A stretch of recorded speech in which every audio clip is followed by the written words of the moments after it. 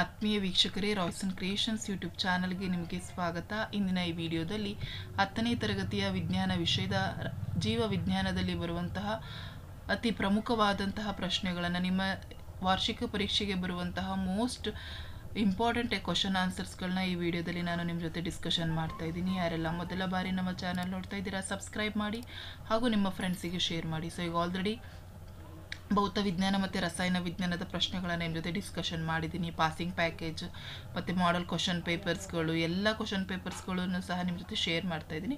So ಅವುಗಳನ್ನ ನೋಡಿ ಎಕ್ಸಾಮ್ಗೆ ಪ್ರಿಪೇರ್ ಆಗಿ. ಸೊ ಮೊದಲಿಗೆ ನಾವು ಜೀವ ವಿಜ್ಞಾನಕ್ಕೆ ಬಂದರೆ ಜೀವಕ್ರಿಯೆಗಳು. ಸೊ ಇದರಲ್ಲಿ ಯಾವೆಲ್ಲ ರೀತಿಯ ಪ್ರಶ್ನೆಗಳನ್ನು ಕೇಳ್ತಾರೆ ನೋಡ್ಕೊಳ್ಳೋಣ. ಸೊ ಮೇಯ್ನ್ ಎಕ್ಸಾಮ್ ಇಂಪಾರ್ಟೆಂಟ್ ಆಗಿ ಚಿತ್ರಗಳನ್ನು ನೋಡ್ಕೊಳ್ಳಿ ಮಕ್ಕಳ. ಸೊ ತೆರೆದ ಪತ್ರರಂಧ್ರದ ಚಿತ್ರ ಇರ್ಬೋದು ಅಥವಾ ಮುಚ್ಚಿದ ಪತ್ರರಂಧ್ರದ ಚಿತ್ರ ಇರ್ಬೋದು, ಅವೆರಡ ಭಾಗಗಳನ್ನು ಸಹ ನೀವು ನೋಡ್ಕೊಳ್ತಾ ಹೋಗಿ. So very important. ನೆಕ್ಸ್ಟ್, ಮಾನವರಲ್ಲಿ ಸಣ್ಣ ಕರುಳಿನಲ್ಲಿ ಜರುಗುವಂತಹ ಜೀರ್ಣಕ್ರಿಯೆಯ ಪ್ರಕ್ರಿಯೆಗಳನ್ನು ವಿವರಿಸಿ ನಮ್ಮ ದೇಹದಲ್ಲಿ ಇಮ್ಮಡಿ ರಕ್ತ ಪರಿಚಲನೆಯ ಪ್ರಾಮುಖ್ಯತೆಯನ್ನು ತಿಳಿಸಿ ಕೇಳಿದ್ದಾರೆ. ಸೊ ಸಣ್ಣ ಕರುಳಿನಲ್ಲಿ ನಡೆಯುವಂತಹ ಜೀರ್ಣಕ್ರಿಯೆ. ಸೊ ಫಸ್ಟ್ ಇದು ಮೆದೋಜೀರಕ ರಸ ಮತ್ತು ಪಿತ್ತರಸಗಳನ್ನು ಪಡೆಯುತ್ತವೆ. ಸೊ ಪಿತ್ತರಸವನ್ನು ಆಹಾರವು ಕ್ಷಾರೀಯಗೊಳಿಸ್ತದೆ. ಸೊ ಇಲ್ಲಿ ಕೊಬ್ಬನ್ನು ಎಮಲ್ಸೀಕರಣಗೊಳಿಸಲಾಗ್ತದೆ. ಅದೇ ರೀತಿ ಮೆದೋಜೀರಕದಲ್ಲಿರುವಂಥ ಟ್ರಿಪ್ಸಿನ್ ಮತ್ತು ಪ್ರೋಟೀನನ್ನು ಜೀರ್ಣಿಸಲು ಇದು ಸಹಾಯ ಮಾಡ್ತದೆ ಮತ್ತು ಲೈಫೈಸ್ ಎಮಲ್ಸೀಕರಣಗೊಂಡ ಕೊಬ್ಬನ್ನು ವಿಭಜಿಸ್ತದೆ. ಸೊ ಸಣ್ಣ ಕರುಳಿನ ಗ್ರಂಥಿಗಳು ಸ್ರವಿಸುವಂತಹ ಕರುಳಿನ ರಸದಲ್ಲಿ ಕಿಣ್ವಗಳು ಪ್ರೋಟೀನ್ಗಳನ್ನು ಅಮೈನೋ ಆಮ್ಲಗಳನ್ನಾಗಿ, ಸಂಕೀರ್ಣ ಕಾರ್ಬೋಹೈಡ್ರೇಟ್ಗಳನ್ನು ಗ್ಲುಕೋಸ್ ಆಗಿ ಮತ್ತು ಕೊಬ್ಬುಗಳನ್ನು ಕೊಬ್ಬಿನ ಆಮ್ಲವಾಗಿ ಗ್ಲಿಸರಾಲ್ ಆಗಿ ಪರಿವರ್ತಿಸ್ತದೆ. ಇದಿಷ್ಟು ಕರುಳಿನಲ್ಲಿ ನಡೆಯುವಂತಹ ಜೀರ್ಣಕ್ರಿಯೆಯ ಪ್ರಕ್ರಿಯೆ ಆಗಿರ್ತದೆ. ನೆಕ್ಸ್ಟ್, ಇಮ್ಮಡಿ ರಕ್ತ ಪರಿಚಲನೆಯ ಪ್ರಾಮುಖ್ಯತೆ ಏನಂತ ಹೇಳಿದ್ರೆ, ಇದು ದೇಹದ ಎಲ್ಲ ಅಂಗಗಳಿಗೆ ಸಾಕಷ್ಟು ಆಕ್ಸಿಜನ್ ಯುಕ್ತ ರಕ್ತವನ್ನು ಪೂರೈಕೆ ಮಾಡ್ತದೆ ಮತ್ತು ಇದರಿಂದ ದೊರಕುವಂಥ ಅಧಿಕ ಶಕ್ತಿಯು ಮಾನವನ ದೇಹದ ಉಷ್ಣತೆಯನ್ನು ಕಾಪಾಡಿಕೊಳ್ಳಲು ಬಳಕೆ ಆಗ್ತದೆ ಮತ್ತು ಇದರಿಂದಾಗಿ ಆಕ್ಸಿಜನ್ ರಹಿತ ರಕ್ತವನ್ನು ಶ್ವಾಸಕೋಶಗಳಿಗೆ ಸಂಪೂರ್ಣವಾಗಿ ಪೂರೈಸಿ ಶೀಘ್ರವಾಗಿ ಆಕ್ಸಿಜನ್ ಪೂರಿತವನ್ನು ಗೊಳಿಸಬಹುದಾಗ್ತದೆ. ನೆಕ್ಸ್ಟ್, ಝೈಲಮ್ ಅಂಗಾಂಶ ಮತ್ತು ಫ್ಲೋಯಂ ಅಂಗಾಂಶಗಳ ನಡುವಿನ ವ್ಯತ್ಯಾಸವನ್ನು ಕಲ್ತ್ಕೋಬೇಕು ಮಕ್ಕಳ. ಸೊ ಝೈಲಮ್ ಅಂತ ಹೇಳಿ ಬಂದರೆ ನೀರು ಮತ್ತು ಲವಣವನ್ನು ಸಾಗಿಸ್ತದೆ. ಫ್ಲೋಯಂ ಆಹಾರವನ್ನು ಸಾಗಿಸ್ತದೆ. ಇದು ವಸ್ತುಗಳ ಏಕಮುಖ ಅರಿವಾಗಿರ್ತದೆ, ಇದು ದ್ವಿಮುಖ ಅರಿವಾಗಿರ್ತದೆ. ಮತ್ತು ಇಲ್ಲಿ ಝೈಲಮ್ ನಳಿಕೆಗಳು, ನಾಳಗಳು ಬೇರಿನಿಂದ ಕಾಂಡಕ್ಕೆ ವಸ್ತುಗಳನ್ನು ಸಾಗಿಸ್ತದೆ. ಇಲ್ಲಿ ಜರಡಿ ನಾಳ ಮತ್ತು ಸಂಗಾತಿ ಜೀವಕೋಶಗಳು ವಸ್ತುಗಳನ್ನು ಎಲೆಗಳಿಂದ ಎಲ್ಲ ಭಾಗಗಳಿಗೆ ಸಾಗಿಸ್ತದೆ. ಇದು ಅಭಿಸರಣ ಒತ್ತಡದಿಂದ ಕಾರ್ಯನಿರ್ವಹಿಸಿದರೆ ಇದು ಚೂಷಣ ಅಂದರೆ ಕ್ರಿಯಾ ಒತ್ತಡೆಯಿಂದ ಕಾರ್ಯವನ್ನು ನಿರ್ವಹಿಸ್ತದೆ. ಸೊ ನೆಕ್ಸ್ಟು, ಬಾಷ್ಪ ವಿಸರ್ಜನೆ ಎಂದರೇನು? ಗಾಳಿಗೆ ತೆರೆದಂತಹ ಸಸ್ಯದ ದೇಹದ ಭಾಗಗಳಿಂದ ನೀರು ನಷ್ಟವಾಗುವುದನ್ನು ಬಾಷ್ಪ ವಿಸರ್ಜನೆ ಅಂತ ಹೇಳಿ ಅಂತಾರೆ. ಸೊ ಕಾರಣ ಕೊಡಲಿಕ್ಕೆ ಕೇಳ್ತಾರೆ. ನೆಫ್ರಾನ್ಗಳನ್ನು ವಿಸರ್ಜನಾಂಗ ವ್ಯೂಹದ ಕಾರ್ಯಾತ್ಮಕ ಘಟಕ ಅಂತ ಹೇಳಿ ಕರೀತಾರೆ. ಸೊ ಯಾಕೆ ಅಂತ ಹೇಳಿದರೆ, ವಿಸರ್ಜನಾಂಗದ ಮುಖ್ಯ ಕಾರ್ಯ ರಕ್ತದಲ್ಲಿರುವಂಥ ತ್ಯಾಜ್ಯವನ್ನು ಸೋಸಿ ವಿಸರ್ಜಿಸುವುದು. ಸೊ ಪ್ರತಿಯೊಂದು ಮೂತ್ರಜನಕಾಂಗವು ತೆಳುವಾದ ಭಿತ್ತಿಯಿಂದ ಮಾಡಲ್ಪಟ್ಟು ಸೋಸುವ ಘಟಕಗಳಾದ ನೆಫ್ರಾನ್ಗಳನ್ನು ಹೊಂದಿರ್ತವೆ. ಸೊ ಸೋಸುವ ಕಾರ್ಯವನ್ನು ನಿರ್ವಹಿಸ್ತವೆ. ಹಾಗಾಗಿ ನೆಫ್ರಾನನ್ನು ವಿಸರ್ಜನಾಂಗ ವ್ಯೂಹದ ಕಾರ್ಯಾತ್ಮಕ ಘಟಕ ಅಂತ ಹೇಳಿ ಕರೀತಾರೆ. ಸಣ್ಣ ಕರುಳನ್ನು ಸಂಪೂರ್ಣ ಜೀರ್ಣಕ್ರಿಯೆಯ ಒಂದು ಕೇಂದ್ರ ಅಂತ ಹೇಳಿ ಕರೀತಾರೆ. ಯಾಕೆ ಅಂತ ಹೇಳಿದ್ರೆ ಕಾರ್ಬೋಹೈಡ್ರೇಟ್ಸು, ಪ್ರೋಟೀನ್ಸು, ಕೊಬ್ಬು ಎಲ್ಲವೂ ಸಂಪೂರ್ಣವಾಗಿ ಇಲ್ಲಿ ಪಚನವಾಗ್ತದೆ. ನೆಕ್ಸ್ಟ್, ಮಾನವನ ಹೃದಯದ ನೀಳಾಛೇದ ನೋಟವನ್ನು ತುಂಬ ಬಾರಿ ಕೇಳ್ತಾರೆ ಮಕ್ಕಳ. ಹೃದಯದ ಚಿತ್ರವನ್ನು ಕಲ್ತ್ಕೊಳ್ಳಿ. ಸೊ ಮಹಾಪಧಮನಿ, ಎಲ್ಲವನ್ನ ಕಲ್ತ್ಕೊಳ್ಳಿ. ಯಾವ್ದು ಬೇಕಾದರೂ ನಿಮಗೆ ಕೇಳುವ ಸಾಧ್ಯತೆಗಳು ಇರ್ತದೆ. ಮಾಡೆಲ್ ಕ್ವಶನ್ ಪೇಪರ್ ಅಲ್ಲಿ ತುಂಬ ಮಾಡೆಲ್ ಕ್ವಶನ್ ಪೇಪರ್ಗಳಲ್ಲಿ ಇದನ್ನು ಕೇಳಿದ್ದಾರೆ ಮಕ್ಕಳ. ನೆಕ್ಸ್ಟ್, ನೆಫ್ರಾನ ರಚನೆಯನ್ನು ಚಿತ್ರವನ್ನು ಕಲ್ತ್ಕೊಳ್ಳಿ. ಬೌಮನ್ ನಾಳವನ್ನು ಕೇಳ್ತಾರೆ. ನೆಕ್ಸ್ಟ್, ಮಾನವನ ಜೀರ್ಣನಾಳದಲ್ಲಿ ಸಣ್ಣ ಕರುಳಿನ ಸಂಕೀರ್ಣವಾದ ಆಹಾರದ ಕಣಗಳು ಸರಳ ರೂಪಕ್ಕೆ ಹೇಗೆ ಪರಿವರ್ತನೆ ಆಗ್ತದೆ. ಸೊ ಅದಕ್ಕೆ ಕಂಪ್ಲೀಟ್ ಪ್ರೋಸೆಸ್ಸನ್ನು ಇಲ್ಲಿ ಕೊಟ್ಟಿದ್ದೀನಿ ಮಕ್ಕಳ. ಸೊ ಇದನ್ನು ನೀವು ಪ್ರಾಕ್ಟೀಸ್ ಮಾಡ್ಕೋಬೇಕು, ವೆರಿ ಇಂಪಾರ್ಟೆಂಟ್. ಸೊ ಹಾಗಾಗಿ ಮಾನವನ ಸಣ್ಣ ಕರುಳಿನ ಮೇಲೆ ನಿಮ್ಮ ಮಾಡೆಲ್ ಕ್ವಶನ್ ಪೇಪರ್ಗಳಲ್ಲಿ ಕೇಳಿರೋದ್ರಿಂದ ಸೊ ಅದನ್ನು ಪ್ರಾಕ್ಟೀಸ್ ಮಾಡ್ಕೊಳ್ಳಿ. ನಮ್ಮ ದೇಹದ ರಕ್ತ ಪರಿಚಲನೆಯಲ್ಲಿ ಅಪಧಮನಿಗಳು ಮತ್ತು ಲೋಮನಾಳಗಳು, ರಕ್ತದ ಲೋಮನಾಳಗಳ ಪಾತ್ರವೇನು? ಇಮ್ಮಡಿ ರಕ್ತ ಪರಿಚಲನೆಯ ಪ್ರಾಮುಖ್ಯತೆ, ಇದನ್ನು ತುಂಬ ಬಾರಿ ಕೇಳ್ತಾ ಇದ್ದಾರೆ. ಹಾಗಾಗಿ ಇದು ಮೋಸ್ಟ್ ಇಂಪಾರ್ಟೆಂಟ್ ಕ್ವಶನ್ ಆಗಿರ್ತದೆ ಮಕ್ಕಳ. ಇಮ್ಮಡಿ ರಕ್ತ ಪರಿಚಲನೆಯ ಪ್ರಾಮುಖ್ಯತೆಯನ್ನು ಅದನ್ನು ನೋಡ್ಕೊಳ್ಳಿ. ನೆಕ್ಸ್ಟು, ಅಭಿಧಮನಿ ಮತ್ತು ರಕ್ತನಾಳಗಳ ಅಪಧಮನಿಗಳು ರಕ್ತವನ್ನು ಹೃದಯದಿಂದ ದೇಹದ ವಿವಿಧ ಅಂಗಗಳಿಗೆ ಕೊಂಡೊಯ್ತದೆ.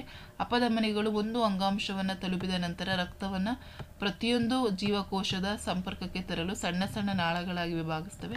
ಅತ್ಯಂತ ಸಣ್ಣ ನಾಳಗಳಾದ ಲೋಮನಾಳಗಳು ತೆಳುವಾದ ಭಿತ್ತಿಯ ಮೂಲಕ ರಕ್ತ ಮತ್ತು ಸುತ್ತಲಿನ ಜೀವಕೋಶಗಳ ಮಧ್ಯೆ ವಸ್ತುಗಳ ವಿನಿಮಯವನ್ನು ಮಾಡಿಕೊಳ್ತವೆ. ಸೊ ಇದಿಷ್ಟನ್ನು ಬರೀರಿ. ಮತ್ತು ಇಮ್ಮಡಿ ರಕ್ತ ಪರಿಚಲನೆಯ ಮಹತ್ವ ಆಲ್ರೆಡಿ ಹೇಳಿದ್ದೀನಿ. ಸೊ ಮೋಸ್ಟ್ ಇಂಪಾರ್ಟೆಂಟ್ ಆಗಿದೆ, ಅದನ್ನು ಪ್ರಾಕ್ಟೀಸ್ ಮಾಡ್ಕೊಳ್ಳಿ. ಝೈಲಮ್ ಮೂಲಕ ನೀರಿನ ಸಾಗಾಣಿಕೆಯಲ್ಲಿ ಎಲೆಯ ಪತ್ರರಂಧ್ರಗಳು ಅನುಕೂಲಿಸ್ತವೆ. ಸಮರ್ಥಿಸಿ. ಸೊ ಪತ್ರರಂಧ್ರಗಳು ತೆರೆದಿದ್ದಾಗ ಏನಾಗ್ತದೆ, ಬಾಷ್ಪ ವಿಸರ್ಜನೆ ಮೂಲಕ ಚೂಷಣವನ್ನು ಉಂಟು ಮಾಡ್ತದೆ. ಇದರಿಂದ ಬೇರಿನಿಂದ ನೀರನ್ನು ಹೀರಿಕೊಳ್ಳಲು ಅನುಕೂಲವಾಗ್ತದೆ. ಸೊ ನೆಕ್ಸ್ಟ್ ಇಲ್ಲೊಂದು ಚಿತ್ರವನ್ನು ಕೊಟ್ಟಿದ್ದಾರೆ ಮಕ್ಕಳ. ಈ ಚಿತ್ರವನ್ನು ಕೊಟ್ಬಿಟ್ಟು ಈ ಬಿಯನ್ನು ಗುರುತಿಸಿದ್ದಾರೆ. ಸೊ ಅಲ್ಲಿ ಜರುಗುವಂತಹ ಪ್ರಕ್ರಿಯೆಯನ್ನು ಹೆಸರಿಸಿ ಅದರ ಪ್ರಾಮುಖ್ಯತೆಯನ್ನು ಕೇಳಿದ್ದಾರೆ. ಇದು ಮರುಹೀರಿಕೆ ಅಂತ ಹೇಳಿ ಕರಿತೀವಿ ಪ್ರಕ್ರಿಯೆಗೆ. ಸೊ ಇಲ್ಲಿ ಏನಾಗ್ತದೆ ಅಂದರೆ, ರೀನಲ್ ಅಪಧಮನಿಯ ಮೂಲಕ ಬೌಮನ್ ಕೋಶಗಳನ್ನು ಪ್ರವೇಶಿಸಿದ ರಕ್ತದಲ್ಲಿನ ಗ್ಲೂಕೋಸ್, ಅಮೈನೋ ಆಮ್ಲ ಮತ್ತು ನೀರು ಸೋಸಲ್ಪಡುತ್ತದೆ. ಉಳಿದ ತ್ಯಾಜ್ಯಗಳಾದ ಯೂರಿಕ್ ಆಮ್ಲ, ಯೂರಿಯಾ ಮತ್ತು ಹೆಚ್ಚಾದ ನೀರು ಮರುಹೀರಿಕೆಗೆ ಒಳಪಡುತ್ತದೆ. ಸೊ ಮರುಹೀರಿಕೆಯಾಗುವ ನೀರಿನ ಪ್ರಮಾಣ ದೇಹದಲ್ಲಿ ಇರುವ ನೀರಿನ ಪ್ರಮಾಣ ಹಾಗೂ ವಿಸರ್ಜನೆ ಹಾಕಬೇಕಾದ ತ್ಯಾಜ್ಯದ ಪ್ರಮಾಣದ ಮೇಲೆ ಅವಲಂಬಿತವಾಗುತ್ತದೆ. ಇದಿಷ್ಟನ್ನು ಬರೀರಿ. ನೆಕ್ಸ್ಟ್ ಮಾನವನ ದೇಹದಲ್ಲಿರುವ ರಕ್ತನಾಳಗಳ ವಿಧಗಳನ್ನು ತಿಳಿಸಿ ಕಾರ್ಯಗಳನ್ನ ಕೇಳಿದರೆ, ಅಪಧಮನಿ ರಕ್ತವನ್ನು ಹೃದಯದಿಂದ ದೇಹದ ವಿವಿಧಾಂಗಗಳಿಗೆ ಕೊಂಡೊಯ್ಯುತ್ತದೆ. ಅಭಿಧಮನಿ ದೇಹದ ವಿವಿಧಾಂಗಗಳಿಂದ ಹೃದಯಕ್ಕೆ ತರುತ್ತದೆ. ಲೋಮನಾಳಗಳು ರಕ್ತ ಮತ್ತು ಜೀವಕೋಶಗಳ ಮಧ್ಯೆ ವಸ್ತುಗಳ ವಿನಿಮಯವನ್ನು ಮಾಡಿಕೊಡುತ್ತದೆ. ನೆಕ್ಸ್ಟು ಇಮ್ಮಡಿ ರಕ್ತ ಪರಿಚಲನೆ ಎಂದರೇನು, ಇಂಪಾರ್ಟೆಂಟ್. ಇದಿಷ್ಟು ನಿಮಗೆ ಆ ಜೀವಕ್ರಿಯೆಗಳಿಗೆ ಬಂದರೆ ನಿಯಂತ್ರಣ ಮತ್ತು ಸಹಭಾಗಿತ್ವದಲ್ಲಿ ಹೆಚ್ಚಾಗಿ ಕೇಳುವಂಥದ್ದು. ಸೊ ನೋಡಿ ಇಲ್ಲಿ ಕೇಳಿದರೆ, ದ್ಯುತಿ ಅನುವರ್ತನೆ ಮತ್ತು ಸ್ಪರ್ಶಾನುವರ್ತನೆ, ರಾಸಾಯನಿಕ ವರ್ತನೆಗಳ ಸಮನ್ವಯಗೊಳಿಸಿ ಕೇಳಿದ್ದಾರೆ. ಸೊ ನಿರ್ದಿಷ್ಟ ದಿಕ್ಕಿನ ಕಡೆಗೆ ಬಳ್ಳಿ ಸಸ್ಯಗಳ ತೋರಿಕೆಯ ಚಲನೆ. ಸೊ ಅದರಲ್ಲಿ ಬಳ್ಳಿ ಸಸ್ಯಗಳು ಸೂರ್ಯನ ಬೆಳಕನ್ನು ಗ್ರಹಿಸಿದಾಗ ಏನಾಗ್ತದೆ, ಸಸ್ಯದ ಮೊಗ್ಗಿನ ತುದಿಗಳಲ್ಲಿ ಆಕ್ಸಿನ್ ಹಾರ್ಮೋನು ಉತ್ಪತ್ತಿ ಆಗ್ತದೆ. ಸೊ ಬಳ್ಳಿಯ ಕುಡಗಳು ಸೂಕ್ಷ್ಮವಾಗಿದ್ದಾಗ ಅವು ಯಾವುದೇ ಆಧಾರದ ಸಂಪರ್ಕಕ್ಕೆ ಬಂದಾಗ ಆಧಾರದೊಂದಿಗೆ ಸಂಪರ್ಕದಲ್ಲಿರುವ ಕುಡಿಯು ಆಧಾರದಿಂದ ದೂರವಿರಲು ಕುಡಿಯ ಭಾಗದಷ್ಟು ವೇಗವಾಗಿ ಬೆಳೆಯೋದಿಲ್ಲ. ಮತ್ತು ಆಧಾರದೊಂದಿಗೆ ಸಂಪರ್ಕದಲ್ಲಿ ಇರುವಂತಹ ಕುಡಿಯ ಭಾಗದಲ್ಲಿ ಆಕ್ಸಿನ್ ಪ್ರಮಾಣ ಕಡಿಮೆ ಉತ್ಪತ್ತಿ ಆಗ್ತದೆ. ಸೊ ಆ ಭಾಗದಲ್ಲಿ ಏನಾಗ್ತದೆ, ಆಕ್ಸಿನ್ ಪ್ರಮಾಣ ಹೆಚ್ಚಾಗಿ ಉತ್ಪತ್ತಿಯಾಗ್ತದೆ. ಸೊ ತದನಂತರ ಬೆಳವಣಿಗೆಯನ್ನು ಉತ್ತೇಜಿಸ್ತದೆ ಅದು. ಇದರಿಂದ ಬಳ್ಳಿಯ ಕುಡಿಯ ಆಧಾರದ ಸುತ್ತ ವೃತ್ತಾಕಾರದಲ್ಲಿ ಆವರಿಸಿ ಅಂಟಿಕೊಳ್ಳುತ್ತದೆ. ಹೀಗೆ ಬಳ್ಳಿಯ ಸಸ್ಯಗಳು ನಿರ್ದಿಷ್ಟ ದಿಕ್ಕಿನೆಡೆಗೆ ತೋರಿಕೆಯ ಚಲನೆಯಲ್ಲಿ ದ್ಯುತಿ ಅನುವರ್ತನೆ, ಸ್ಪರ್ಶಾನುವರ್ತನೆ ಮತ್ತು ರಾಸಾಯನಿಕ ಅನುವರ್ತನೆಗಳು ಸಮನ್ವಯವಾಗಿವೆ. ಮತ್ತು ನಮ್ಮ ದೇಹದಲ್ಲಿ ಇನ್ಸುಲಿನ್, ಈಸ್ಟ್ರೋಜನ್ ಮತ್ತು ಥೈರಾಕ್ಸಿನ್ ಹಾರ್ಮೋನುಗಳ ಕಾರ್ಯವೇನು? ಸೊ ಇದು ರಕ್ತದ ಮಟ್ಟವನ್ನು, ಸಕ್ಕರೆಯ ರಕ್ತದ ಮಟ್ಟವನ್ನು ನಿಯಂತ್ರಿಸ್ತದೆ. ಹೆಣ್ಣಿನ ಲೈಂಗಿಕ ಲಕ್ಷಣಕ್ಕೆ ಕಾರಣ ಮತ್ತು ಋತುಚಕ್ರದ ನಿಯಂತ್ರಣಕ್ಕೆ ಕಾರಣ ಈಸ್ಟ್ರೋಜನ್ನು. ಥೈರಾಕ್ಸಿನನ್ನು ದೇಹದ ಚಯಾಪಚಯ ಕ್ರಿಯೆಯನ್ನು ವೇಗವನ್ನು ನಿಯಂತ್ರಣಗೊಳಿಸ್ತದೆ. ನೆಕ್ಸ್ಟ್ ಮಾನವನ ಮಿದುಳಿನ ಚಿತ್ರವನ್ನು ಕೇಳ್ತಾರೆ. ಸೊ ಪ್ರಾಕ್ಟೀಸನ್ನು ಮಾಡ್ಕೊಳ್ಳಿ. ಮುಟ್ಟಿದರೆ ಮುನಿ ಸಸ್ಯದ ಎಲೆಗಳನ್ನು ಬೆರಳಿನಿಂದ ಸ್ಪರ್ಶಿಸಿದಾಗ ಎಲೆಯ ಮಡಿಚುವಿಕೆ ಅನುವರ್ತನೆಯವಲ್ಲ ಏಕೆ?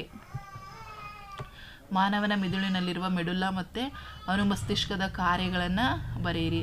ಸೊ ನಾನು ಆಗಲೇ ಹೇಳಿದೆ, ಮೆದುಳಿನ ಚಿತ್ರ ಕೊಡಲಿಲ್ಲ ಅಂದರೆ ಕಾರ್ಯಗಳನ್ನ ಕೇಳ್ತಾರೆ. ಪರಾವರ್ತಿತ ಚಾಪ ಎಂದರೇನು? ಪ್ರಕಾಶಮಾನವಾದ ಬೆಳಕು ನಮ್ಮ ಕಣ್ಣಿನ ಮೇಲೆ ಬಿದ್ದಾಗ ಈ ರಚನೆಯಲ್ಲಿ ಜರುಗುವ ಘಟನೆಗಳನ್ನು ಕ್ರಮವಾಗಿ ಬರೆಯಿರಿ ಅಂತ ಕೇಳಿದ್ದಾರೆ ಮಕ್ಕಳ. ಸೊ ಅದಕ್ಕೂ ಸಹ ಆನ್ಸರ್ ಇದೆ, ಇದರ PDF ಹಾಕಿರ್ತೀನಿ. ಮಾನವನ ಮೆದುಳಿನ ಚಿತ್ರವನ್ನು ಪ್ರಾಕ್ಟೀಸನ್ನು ಮಾಡ್ಕೊಳ್ಳಿ. ಬಳ್ಳಿ ಸಸ್ಯಗಳು ನಿರ್ದಿಷ್ಟ ಚಲನೆಯನ್ನು ಹೇಗೆ ಪ್ರದರ್ಶಿಸುತ್ತದೆ ವಿವರಿಸಿ. ಮಾನವನ ದೇಹದಲ್ಲಿ ಥೈರಾಕ್ಸಿನ್ ಹಾರ್ಮೋನ್ ಮತ್ತು ಅಡ್ರಿನಲಿನ್ ಹಾರ್ಮೋನುಗಳ ಕಾರ್ಯಗಳೇನು? ನೆಕ್ಸ್ಟು ಮಾನವನ ಮೆದುಳಿನ ಚಿತ್ರ. ಸೊ ತುಂಬ ಬಾರಿ ಕೇಳ್ತಾರೆ, ಆ ಚಿತ್ರಗಳನ್ನು ನೋಡ್ಕೊಳ್ಳಿ.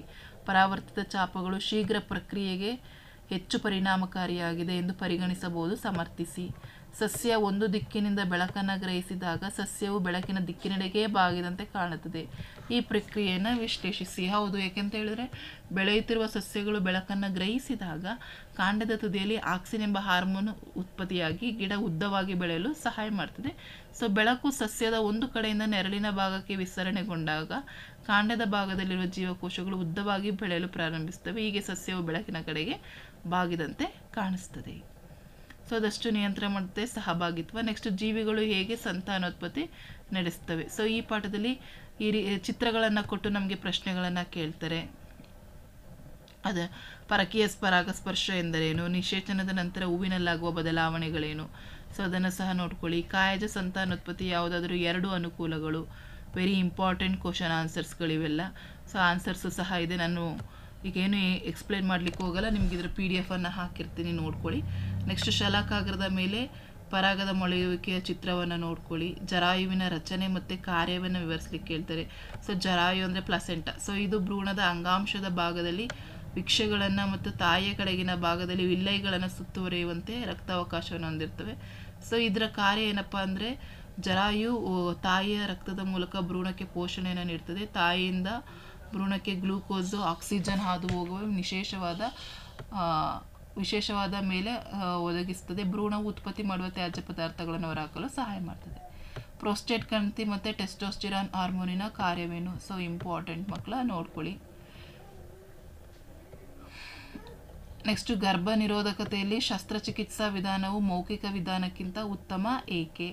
ಮಗುವಿನ ಬೆಳವಣಿಗೆಯಲ್ಲಿ ಗರ್ಭಾಶಯ ಮತ್ತು ಜರಾಯುವಿನ ಪಾತ್ರವನ್ನು ಪರಸ್ಪರ ಪೂರಕವಾಗಿವೆ, ಹೇಗೆ ವಿವರಿಸಿ? ಅಥವಾ ಮಾನವನ ಗಂಡು ಸಂತಾನೋತ್ಪತ್ತಿ ವ್ಯೂಹದಲ್ಲಿ ವೃಷಣಗಳ ಸ್ಥಾನ ಮತ್ತು ಪ್ರೋಸ್ಟೇಟ್ ಗ್ರಂಥಿಯ ಕಾರ್ಯ ಪರಸ್ಪರ ಪೂರಕವಾಗಿಯೇ ವಿವರಿಸಿ. ಸೊ ಇವೆಲ್ಲ ನೋಡಿ ಇಂಪಾರ್ಟೆಂಟ್ ಕ್ವಶನ್ಸ್. ಇದರಲ್ಲಿ ಕಾಯಜ ರೀತಿಯ ಸಂತಾನೋತ್ಪತ್ತಿಯನ್ನು ರೈತರಿಗೆ ಒಂದು ವರದಾನವಾಗಿದೆ ಪರಿಗಣಿಸಬಹುದಾಗಿದೆ, ಹೇಗೆ? ಮಾನವನ ಪುರುಷ ಸಂತಾನೋತ್ಪತ್ತಿ ವ್ಯೂಹದಲ್ಲಿ ವೃಷಣಗಳು ಮತ್ತು ಪ್ರೋಸ್ಟೇಟ್ ಗ್ರಂಥಿಯ ಪಾತ್ರವೇನು ಅಂತ ಹೇಳಿ ಕೇಳಿದ್ದಾರೆ. ಸೊ ಅದಷ್ಟನ್ನು ನೋಡ್ಕೊಳ್ಳಿ. ಮತ್ತು ಭ್ರೂಣವು ತಾಯಿಯ ರಕ್ತದಿಂದ ಪೋಷಣೆಯನ್ನು ಹೇಗೆ ಪಡೆಯುತ್ತದೆ? ಲೈಂಗಿಕ ಸಂತಾನೋತ್ಪತ್ತಿಯು ಹೆಚ್ಚು ಭಿನ್ನತೆಯನ್ನು ಉಂಟು ಮಾಡುತ್ತದೆ, ಏಕೆ? ಲೈಂಗಿಕ ರೀತಿಯ ಸಂತಾನೋತ್ಪತ್ತಿಯಲ್ಲಿ ಪೋಷಕ ಜೀವಿಗಳನ್ನು ಸಂಪೂರ್ಣವಾಗಿ ಹೋಲುವ ಮರಿಜೀವಿಗಳ ಪ್ರತಿಗಳು ಉಂಟಾಗಲಾರವು, ಸಮರ್ಥಿಸಿ. ಅಥವಾ ಮಾನವರಲ್ಲಿ ಅನುಸರಿಸುವ ವಿವಿಧ ಗರ್ಭನಿರೋಧಕತೆಯ ವಿಧಾನಗಳು ಯಾವ್ಯಾವು? ಅದಷ್ಟನ್ನು ನೋಡ್ಕೊಳ್ಳಿ. ತುಂಡರಿಕೆ ಮತ್ತು ಪುನರುತ್ಪಾದನಾ ನಡುವಣ ಒಂದು ವ್ಯತ್ಯಾಸವನ್ನು ತಿಳಿಸಿ. ಮಗುವಿನ ಬೆಳವಣಿಗೆಯಲ್ಲಿ ಗರ್ಭಾಶಯ ಮತ್ತು ಜರಾಯುವಿನ ಪಾತ್ರ ತುಂಬ ಬಾರಿ ಕೇಳ್ತಾರೆ, ಹಾಗಾಗಿ ನೋಡ್ಕೊಳ್ಳಿ. ಈ ಚಿತ್ರವನ್ನು ಸಹ ವೆರಿ ಇಂಪಾರ್ಟೆಂಟ್. ನೆಕ್ಸ್ಟ್, ಅನುವಂಶೀಯತೆಗೆ ಬಂದರೆ ಮಕ್ಕಳ ಮೇನ್ ಕಾನ್ಸಂಟ್ರೇಟ್ ಮಾಡಬೇಕಾಗಿರೋದು ಚಕ್ಕರ್ ಬೋರ್ಡ್ಗಳು. ಸೊ ಅದು ಏಕತಳೀಕರಣ ಇರ್ಬೋದು ಅಥವಾ ದ್ವಿತಳೀಕರಣ ಇರ್ಬೋದು ನೋಡಿ. ಸೊ ಕ್ವಶನ್ಸ್ಗಳಿದ್ದಾವೆ, ಎರಡನ್ನೂ ಸಹ ನೀವು ಪ್ರಾಕ್ಟೀಸ್ ಮಾಡ್ಕೊಳ್ಳಿ. ಯಾವುದು ಬೇಕಾದರೂ ಹೆಚ್ಚಾಗಿ ನಿಮಗೆ ಇದೇನೆ ಈ ಒಂದು ಪಾಠದಲ್ಲಿ ಎಲ್ಲ ರೀತಿಯ ಕ್ವಶನ್ಸು ನಿಮ್ಗೆ ಇಲ್ಲಿ ಕಾಣಿಸ್ತಾ ಇದ್ದಾವೆ ಮಕ್ಕಳ. ಸೊ ದ್ವಿತಳೀಕರಣ ಮತ್ತು ಇದರದ್ದು ಏಕತಳೀಕರಣ ಕಲಿತು ಜೀನ್ ನಮೂನೆಯ ಅನುಪಾತ ಅದಂತೂ ಪಕ್ಕಾ ಪ್ರಾಕ್ಟೀಸ್ ಮಾಡ್ಕೊಳ್ಳಿ, ಯಾವ ರೀತಿ ಬರೆಯೋದು ಅಂತೇಳಿ. ಮತ್ತು ಅದಲ್ಲದೆಯಲ್ಲಿ ಮಾನವರಲ್ಲಿ ಮಗುವಿನ ಲಿಂಗವು ಹೇಗೆ ನಿರ್ಧಾರವಾಗ್ತದೆ? ಸೊ ಆ ಪ್ರಶ್ನೆ ಅಂತೂ ಕಂಪಲ್ಸರಿ ಕೇಳ್ತಾರೆ ಮಕ್ಕಳ. ಸೊ ಎಲ್ಲ ಮಕ್ಕಳು ತಮ್ಮ ತಾಯಿಯಿಂದ ಎಕ್ಸ್ ವರ್ಣತಂತುವನ್ನು ಪಡೆದುಕೊಳ್ತಾರೆ. ತಂದೆಯಿಂದ ಎಕ್ಸ್ ವರ್ಣತಂತು ಪಡೆದ್ರೆ ಮಗು ಹೆಣ್ಣಾಗ್ತದೆ, ವೈ ವರ್ಣತಂತುವನ್ನು ಪಡೆದ್ರೆ ಮಗು ಗಂಡಾಗ್ತದೆ. ಸೊ ಹಾಗಾಗಿ ಆ ಪ್ರಶ್ನೆ. ಮತ್ತು ಮುಂದಿನ ಪೀಳಿಗೆ ಪ್ರಜನನ ಕೋಶಗಳಿಗೆ ಪೋಷಕ ಜೀವಿಗಳ ಗುಣಗಳು ಸ್ವತಂತ್ರವಾಗಿ ಅನುವಂಶೀಯವಾಗಿರ್ತದೆ ಎಂದು ಮೆಂಡಲನ್ನು ಹೇಗೆ ತೋರಿಸುತ್ತಾನೆ? ಅದನ್ನು ನೋಡ್ಕೊಳ್ಳಿ. ನೆಕ್ಸ್ಟ್, ನಮ್ಮ ಪರಿಸರಕ್ಕೆ ಬಂದರೆ ಮಕ್ಕಳ ಪೋಷಣಾಸ್ತರ ಎಂದರೇನು? ಪರಿಸರದ ವ್ಯವಸ್ಥೆಯಲ್ಲಿ ಶಕ್ತಿಯ ಹರಿವು ಯಾವಾಗಲೂ ಏಕಮುಖವಾಗಿರುತ್ತದೆ, ಏಕೆ ವಿವರಿಸಿ? ಓಝೋನ್ ಎಂದರೇನು? ಓಝೋನ್ ಪದರದ ಕಾರ್ಯ, ಓಝೋನ್ ಪದರದ ಕುಸಿತಕ್ಕೆ ಕಾರಣಗಳೇನು? ಮೋಸ್ಟ್ ಇಂಪಾರ್ಟೆಂಟ್ ಈ ಪಾಠದಲ್ಲಿ ಮಕ್ಕಳ. ಓಝೋನ್ ಎಂದರೇನು, ಓಝೋನ್ ಪದರದ ಕಾರ್ಯ ಮತ್ತು ಅದರ ಕುಸಿತಕ್ಕೆ ಕಾರಣಗಳೇನು? ಮತ್ತು ಓಝೋನ್ ಪದರ ಎಂದರೇನು? ಭೂಮಿಯ ಮೇಲಿನ ಜೀವಿಗಳಿಗೆ ಈ ಪದರದ ಅನುಕೂಲವೇನು? ಸೊ ಅದು ಯಾವ ರೀತಿ ಉಂಟಾಗಿದೆ? ಓಝೋನ್ ಪದರದ ರಕ್ಷಣೆ ಅತ್ಯಗತ್ಯವಾಗಿದೆ ನೋಡಿ. ಈ ಪ್ರಶ್ನೆ ಮೋಸ್ಟ್ ರಿಪೀಟೆಡ್ ಆಗಿರೋದ್ರಿಂದ ಮಕ್ಕಳ ಬಹಳಷ್ಟು ನೀವು ಪ್ರಾಕ್ಟೀಸನ್ನು ಮಾಡ್ಕೋಬೇಕಾಗ್ತದೆ ಇದಕ್ಕೆ. ನೆಕ್ಸ್ಟ್, ಜಲ ಪರಿಸರ ವ್ಯವಸ್ಥೆಯ ಆಹಾರ ಸರಪಳಿಗೆ ಒಂದು ಉದಾಹರಣೆ ಕೊಡಿ. 3ನೇ ಪೋಷಣಾ ಸ್ತರದಲ್ಲಿರುವ ಜೀವಿಯ ಸಂಖ್ಯೆ ಹೆಚ್ಚಾದರೆ ಇದು ಈ ಆಹಾರ ಸರಪಳಿಯ ಮೇಲೆ ಯಾವ ರೀತಿ ಪರಿಣಾಮ ಬೀರ್ತದೆ? ಜೈವಿಕ ವಿಘಟನೆಯ ಮತ್ತು ವಿಘಟನೆಯ ಅಲ್ಲದ ವಸ್ತುಗಳೆಂದರೇನು? ಒಂದೊಂದು ಉದಾಹರಣೆ, ವ್ಯತ್ಯಾಸಕ್ಕಾದರೂ ಕೇಳ್ಬೋದು, ಈ ರೀತಿನಾದರೂ ಕೇಳ್ಬೋದು. ಆಹಾರ ಸರಪಳಿಯ ಪೋಷಣಾ ಸ್ತರಗಳಲ್ಲಿ ಶಕ್ತಿ ಮತ್ತು ಹಾನಿಕಾರಕ ವಸ್ತುಗಳು ಹೇಗೆ ಚಲಿಸುತ್ತವೆ? ಸೊ ಇದಿಷ್ಟನ್ನು ನೋಡ್ಕೊಳ್ಳಿ. ಸೊ ನನಗೇನು ಹೇಳಿದ್ದೇನಲ್ಲ ಇದಿಷ್ಟನ್ನು ನೋಡಿಕೊಂಡ್ರೆ ಮಕ್ಕಳ ವಿಜ್ಞಾನದಿಂದ ಒಳ್ಳೆಯ ಅಂಕಗಳನ್ನು ನೀವು ಗಳಿಸ್ಬೋದು. ಸೊ ಹಾಗಾಗಿ ಪ್ರಾಕ್ಟೀಸನ್ನು ಮಾಡ್ಕೊಳ್ಳಿ. ಇದರ PDF ಟೆಲಿಗ್ರಾಮ್ ಗ್ರೂಪಲ್ಲಿ ಇರ್ತದೆ ಅಂತ ಹೇಳ್ತಾ ವಿಡಿಯೋ ಎಂಡ್ ಮಾಡ್ತಾ ಇದ್ದೀನಿ. Thank you for watching this video.